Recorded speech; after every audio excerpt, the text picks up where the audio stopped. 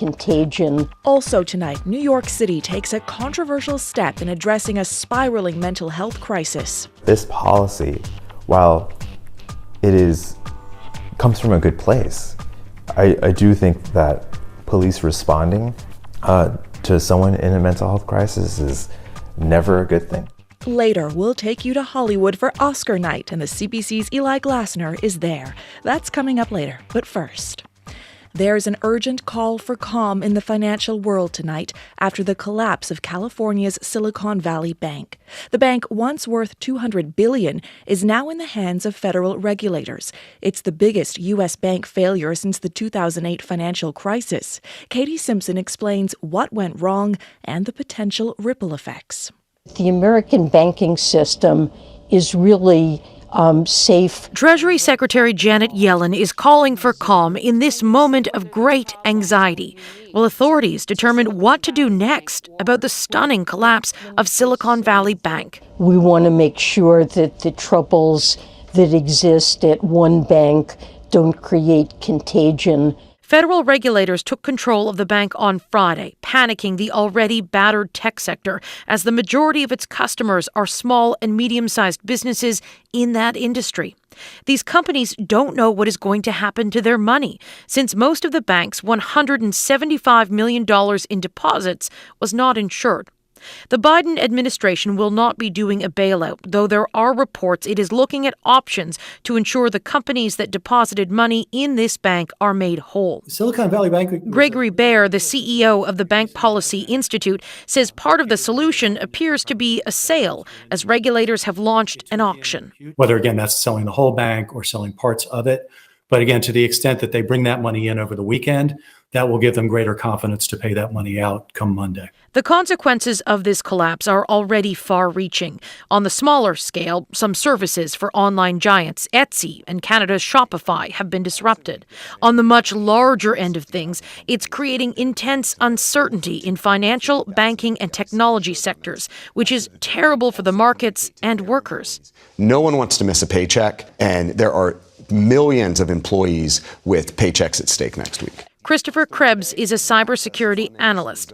He says federal officials need to do something quickly so executives can figure out how they're going to make payroll. They need clarity on what's happening so they can take care of their employees, or otherwise we're going to see furloughs next week in the tech industry. Smaller regional banks could also be in some trouble, according to Senator Mark Warner, who fears this will lead to the collapse of additional independent financial institutions. If people get nervous, they may start taking their money out of those banks and putting it into the large money center banks. We don't want further consolidation. Whatever decisions are made, pressure is mounting for the decisions to be made quickly, or else this moment of panic could expand into a much wider crisis.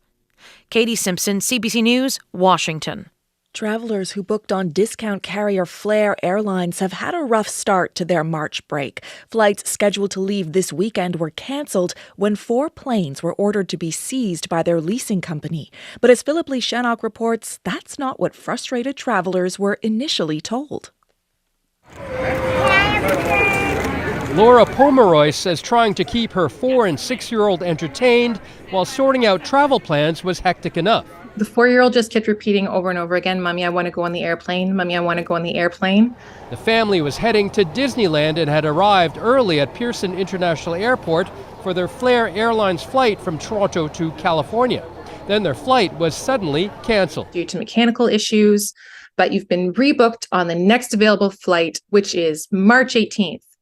Super not useful for us in our March break vacation. It was pretty insane. Nick Poliminos also found out at the last minute by email that his flight from Waterloo to Miami was canceled. He ended up driving to Toronto and booking with Air Canada, but saw a Flair aircraft on the tarmac in Waterloo. It seems awfully coincidental. And when I drove by, there was a gigantic snowplow that was parked behind the plane as an obstacle for it to leave. And he's wondering how he'll get home. Let us know what's going on. I have a return flight booked on Thursday with Flair. Is that going to get seized? The low-cost carrier now says there were no maintenance issues. Instead, Flair says cancellations were due to a commercial dispute with a U.S.-based aircraft leasing company and that 4 of its planes were seized in Toronto, Edmonton, and Waterloo.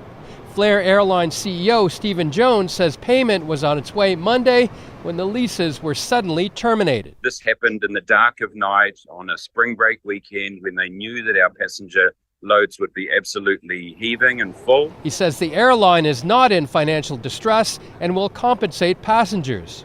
We're putting those passengers on the next Flair flight, or if that's not convenient, on other airlines' flights as well, to get them where they need to be for the holiday. John Gradick is an aviation industry expert at McGill University.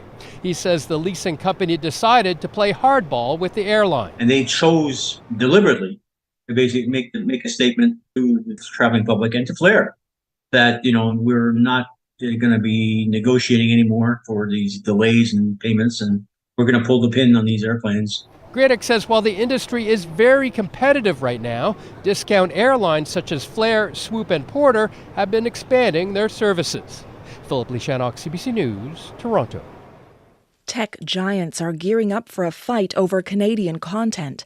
Meta is threatening to block access to news on Facebook and Instagram in Canada if the government's Bill C-18, also known as the Online News Act, passes as is. The company pulled a similar move in Australia 2 years ago, but eventually backed down after amendments to the bill. Sarah Levitt reports on how Canada is reacting. Large platforms can bully national legislatures and countries. Google and Meta are going too far, Liberal MP Anthony Housefather says, in their attempt to sway Canadian legislation. He sits on the Heritage Committee. We need to find a way when the vast majority of advertising in Canada has been moved away from newspapers to Google and to Meta to have them pay back into Canadian journalism. The Online News Act, or Bill C-18, would do just that, the federal government says. It would force tech companies to negotiate compensation with news organizations for linking to their work. Instead, Meta now says if the bill passes as is, it will block news content on its platforms entirely for Canadians. In a statement to the CBC, the company wrote, "A legislative framework that compels us to pay for links or content that we do not post and which are not the reason the vast majority of people use our platforms is neither sustainable nor workable." Google agrees. We have been transparent about our concerns with Bill C-18. The head of Google Canada tussled with MPs before the Heritage Committee on Friday over tests the company has been doing, preventing some Canadians from seeing news links on the search engine. Sabrina Jeremiah says the tests, which will end next week, affected less than 4% of Canadians. At the heart of all this, critics say, is a bill that is misguided in its attempt to help media. Michael Geist is the University of Ottawa's Canada Research Chair in Internet Law. Well, I think the bill is disastrous from the perspective of a free flow of information online. I think it undermines independence of the media. Geist questions just who would receive the compensation under the law. According to the Parliamentary Budget Officer, the majority would go towards broadcasters like Rogers and Bell. I don't think that at the end of the day, we're going to see a lot of money flow to the smaller independent media outlets that oftentimes need support. Paul Deegan is with News Media Canada. They represent newspaper publishers across the country. He says a power imbalance already exists, with big media already having deals with both Google and Meta. The Gabriola Sounder, which is Gabriola Island, which is an island off of Vancouver Island. They don't have a deal, and they should get a deal. They're every bit as important to their readers as the Toronto Star is to people in Toronto. Deegan thinks C-18 could do that. The bill is now awaiting its second reading in the Senate, and if passed, could be law as soon as June. Sarah Levitt, CBC News, Montreal. In California, at least 8 people have died after 2 boats carrying migrants capsized off the coast of San Diego last night. It's one of the deadliest human smuggling incidents the U.S. has seen. The Coast Guard arrived after one of the migrants called 911. They spent hours searching for victims and survivors in the rough waters. Authorities estimate the boats were carrying a total of 23 people. They say it's not clear what happened to the other passengers, but they could have made it to shore and escaped. A former top soldier for the United States says it's only a matter of time before fighter jets are supplied to Ukraine. Over the weekend, Ukraine's army leadership spoke to the U.S. military about its need to reinforce its air defense capabilities. It comes after a recent barrage of Russian airstrikes. Marina von Stackelberg reports. I think F-16s will be provided. It's hard to know exactly when, but I think they're coming. Admiral Mike Mullen is the former chairman of the U.S. Joint Chiefs of Staff. Speaking on the CBC's Rosemary Barton Live, Mullen says he thinks eventually the West will start supplying Ukraine with fighter jets, because Ukraine's biggest vulnerability right now is defending its skies. If I were going to pick one area where they really need to make sure they are as advanced as they can possibly be, it's in air defense and getting all those systems in place to counter some of the kinds of attacks that occurred in the last day or so. Recently, Russia launched a new wave of airstrikes on Ukrainian cities, knocking out infrastructure and the country's power grid and killing civilians. Ukraine's President Volodymyr Zelensky told CNN last week to defend against those airstrikes, his country needs fighter jets from the West. He hopes the Americans will teach his soldiers how to use them. U.S. media reports say 2 Ukrainian pilots are currently in the U.S. training on flight simulators. And we're going to be shooting in turret off. Meanwhile, Canadians continue to show Ukrainians how to use advanced tanks. In the past 6 months approximately, we've doubled in size of our training elements. Lieutenant Colonel Chris Boileau is the task force commander of the Canadian mission to train Ukraine's soldiers. The next few months are going to be extremely critical in generating combat power for both Ukraine and Russia to try to gain the upper hand as the weather changes. Western countries are working to fortify Ukraine's weapons. As the spring thaws, fighting on both sides is expected to intensify. A sign of that, in the last week, Ukraine says more than 1,100 Russian soldiers have been killed in battles near the city of Bakhmut in Ukraine's east. We support an end to Russia's illegal and unjustified invasion. Speaking to reporters on Parliament Hill today, Conservative leader Pierre Poilievre says Canada needs to focus on arming Ukrainian soldiers. Ottawa so far has provided more than $1 billion in military aid. The problem with this government is it's not that they don't spend enough, it's that they don't achieve enough results for the spending they do. They spend too much on back office bureaucracy and not enough on frontline military equipment. There have been concerns Western support for Ukraine is weakening. Republican representatives in the United States have been calling for an end to aid.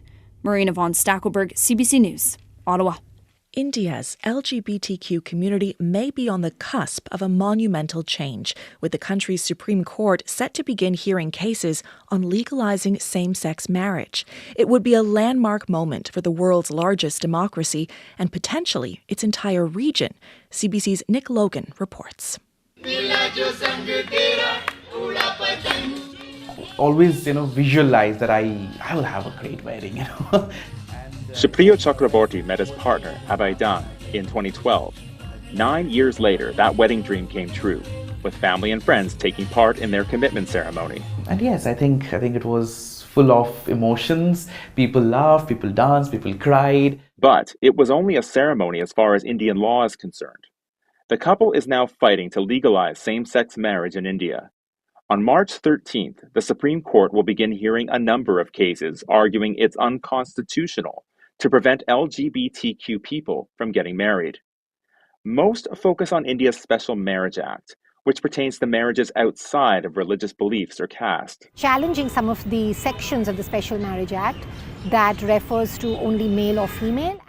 Jaina Qatari is a lawyer in New Delhi. References to husband and wife should be read as spouses, so that it encompasses people irrespective of their sex or gender identity. Previous Supreme Court rulings have been stepping stones to this moment, including the 2018 decision to decriminalize homosexuality. Decriminalization really does not have any meaning unless positive rights are granted. The right to have a family, the right to have property, the right to adopt. But progress hasn't happened fast enough for everyone. At a very glacial pace. Satvik moved to Vancouver in 2020 along with his partner. He says India's slow progress on LGBTQ rights is contributing to a brain drain of educated people who have the means to leave. These are the very people that will get up and go away if you don't give them the equal rights. And that has ramifications for the economy as a whole. Satvik and his partner could get married in Canada, but they want to do it in India. He petitioned the Delhi High Court to legalize same-sex marriage in 2021 in a case that has been transferred to the Supreme Court. But he says his fight for marriage equality isn't just about him. This is mostly out of a sense of obligation. It's for those kids that live in the villages. It's to give them a fair chance at a dignified life. Even if the court decides in a year or two to legalize same-sex marriages, it's not going to be all hunky-dory. That's Sukhdeep Singh, the founder of an online LGBTQ magazine called Galaxy. Any social change takes a long time. There's a lot of struggle that women in India have to face compared to men. Men, whether gay or straight, they have a lot of leeway. But Singh believes a successful outcome at the Supreme Court could have positive impacts in India and elsewhere in the region. Only 32 countries and territories have legalized same-sex marriage. So far, Taiwan is the only place in Asia. Back at their home in Hyderabad, Shripriya Chakraborty looks forward to the day marriage equality is the law. I would really wanted to see my family or my mother especially to introduce Abhay as her son-in-law, right? Rather than, my son's friend or whatever. Nick Logan, CBC News, Vancouver. Hier soir, le Sénat a adopté avec une large majorité notre... A France government spokesperson says the country will press on with its contentious pension reform plan. France's Senate adopted the bill yesterday, despite widespread public opposition. The bill would raise the retirement age from 62 to 64 years old. Protests and ongoing strikes against the bill have affected refineries, public transportation, and garbage collection, and unions are vowing to continue fighting the law. Over in the UK, the BBC has been forced to heavily cut a second day of sports programming over its row with popular presenter Gary Lineker. The former England soccer captain was suspended from the program he's hosted for 2 decades, Match of the Day, because of a tweet that criticized the government's new asylum policy, which the BBC says violated its impartiality guidelines. Many other sportscasters have boycotted this weekend in solidarity with Lineker. Now, British media is reporting that after crisis talks, Lineker will return to Match of the Day next weekend for the FA Cup quarter-final. But there are growing calls for BBC bosses to step down over allegations of political bias and suppression of free speech. New York City is taking drastic measures to tackle a mental health crisis. Mayor Eric Adams is giving police and emergency medical workers the power to hospitalize people against their will. As Chris Reyes reports, frontline workers and mental health advocates say it is not the correct solution. We're the ones getting the brunt of it out here. Longtime New York paramedic and vice president of the FDNY EMS Officers Union, Anthony Almagera, is watching a man with no shoes on aimlessly crossing a busy intersection in Manhattan. He says there's a mental health crisis in his city in plain sight. He sees it in his work every day. This needs 911. Somebody's got to call 911 for the mental health episodes and urgency and crisis that's happening here. The city's mayor, Eric Adams, has stepped up with an ambitious mental health plan. I got elected to look at these systemic problems that have been in the city for generations. But one policy in particular has raised concerns. This directive lays out an expedited step-by-step process for involuntarily transporting a person experiencing a mental health crisis to a hospital for evaluation. What do we want? That announcement in November sparked protests. Out of sight, out of mind is a publicity stunt and is not public safety. Now mayors in California are also exploring a similar policy. That trend alarms Arvind Suknanan. He believes the policy is the wrong solution because he's lived it. It was horrifying. He's now a mental health advocate for New York-based nonprofit Fountain House, but he struggled with mental health for years. When he was 16, he was forced into hospital when he had a manic episode and his family called 911. Actual police officers take me down and put me in handcuffs and force me to go to the hospital. It just made me feel even worse. This policy, while it comes from a good place, I do think that police responding to someone in a mental health crisis is never a good thing. Almagera says the policy is flawed. He's taken people to hospital before, only to have them back out on the street on the same day. It sounds like what you're saying is that this policy isn't a real solution. It's not even a Band-Aid. Band-Aids stop bleeding. Adams has pushed back on critics and clarified his new directive. That is not the entire population. That's a small, targeted group, and it was inhumane to allow them to stay on the streets without proper care. Suknanan and Almajera, both on the front lines, have this message. You need places for these people to go while they start to put the pieces of their life back together. So if it's long-term inpatient psychiatric hospitals, we need to get those back. We need recovery models that really restore the autonomy and dignity of people with serious mental illness. On that, the mayor has pleaded for patience. I didn't become mayor to climb a hill. I became mayor to climb a mountain. This is a mountain that I'm climbing. A city watching and waiting for lasting change. Chris Reyes, CBC News, New York. Our next story is about an act of generosity so nice, it's happening twice. A pair of Edmonton women are helping their childhood friend achieve his dream of fatherhood with surrogacy at the same time. Katarina Schultz tells us more. Well, we're both 31 weeks. I'm carrying the boy. I'm carrying the girl. Shannon Wirtz and Adele Stelmaschuk have known each other since junior high. Now the two 40-year-old women are going through a remarkable experience together, serving as surrogates for another former classmate and his partner. Jeff was in the room with both of us, seeing his partner's embryo go inside and then his embryo go inside. Yeah, it was really cool. It was, we didn't plan for that, right? That was just universe. A fluke. Yeah. The fathers, Jeff Nagan and Kevin Tsai, live in Taiwan. More than anything, they wanted to start a family. By chance, Jeff reconnected with his former classmates early on in the pandemic.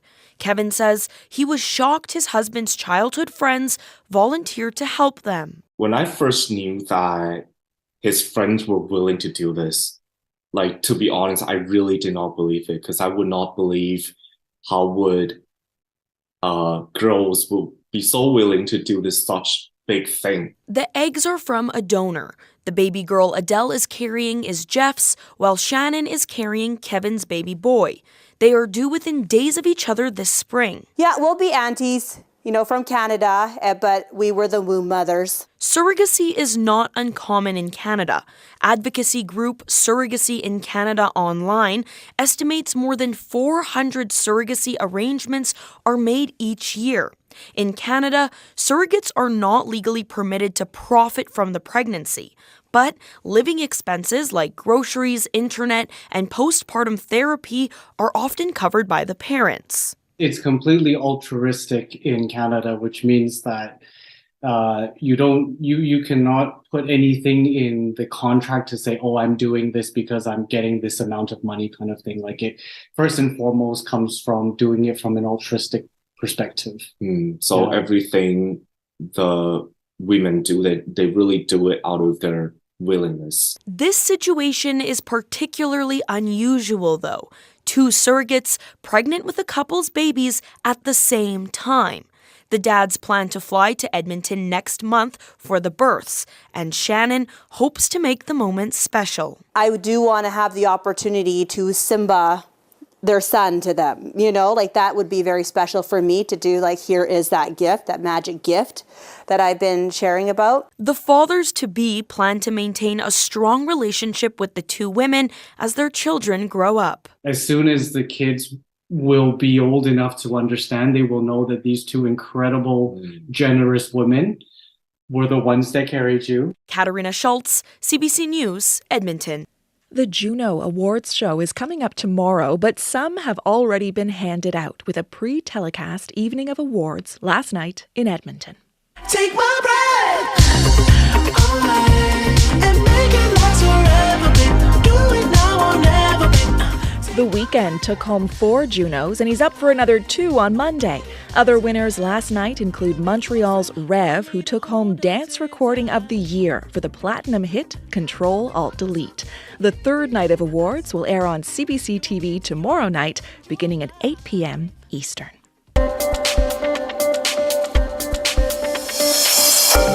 You're listening to The World This Weekend on CBC Radio. I'm Stephanie Skandaris. You can listen to this program anytime on the CBC Listen app or on the CBC News YouTube channel. Starting Mondays, you can download a special curated edition of the program featuring our favorite stories from the weekend. Well, it is Oscar night, and Hollywood's best and brightest have walked the red carpet. Make that the champagne carpet, actually, this year. Our very own Eli Glasner is there and joined us earlier to talk about it.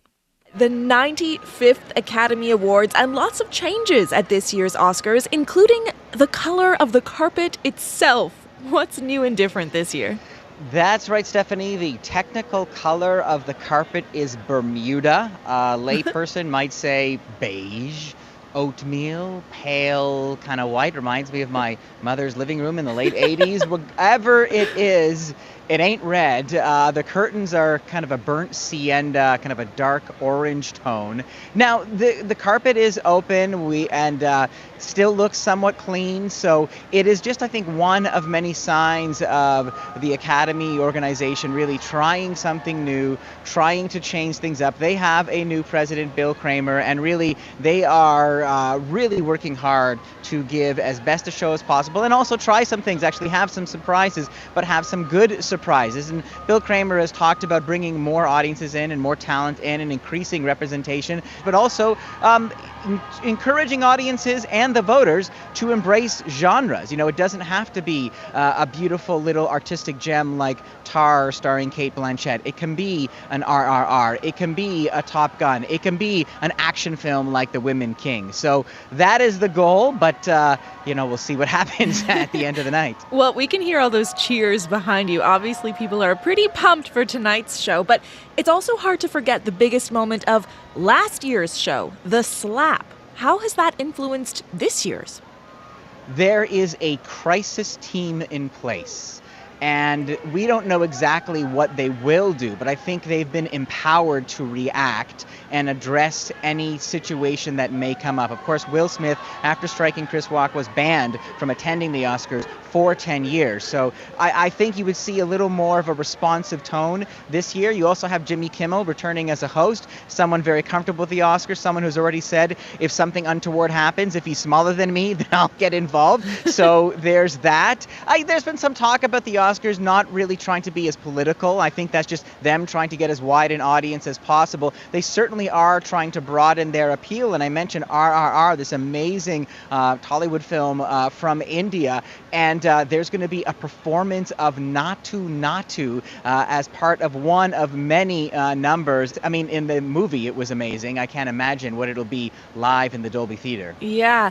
And as they're trying to entice audiences, as you say, I mean, part of the reason for that must be because they're dealing with shrinking ones, like a lot of awards shows are. So what are they doing to get people to watch? Or, do those old metrics even matter anymore?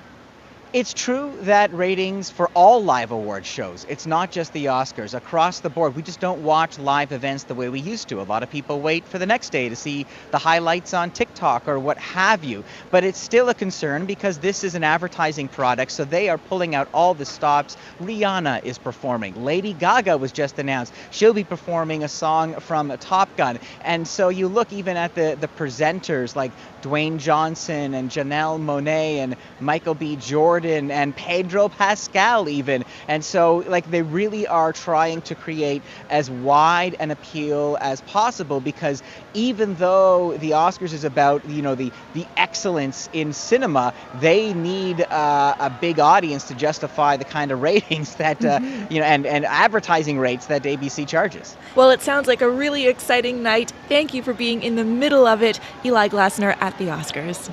My pleasure.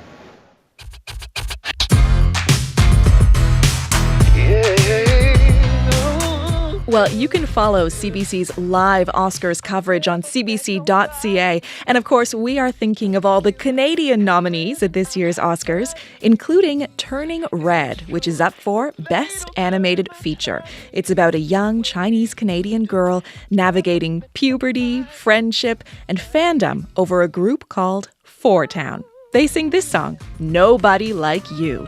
So we'll leave you with a little more of Four Town on The World This Weekend. I'm Stephanie Skandaris. Good night. Oh my, I'm never not by your side, your side, your side. I'm never gonna let you cry.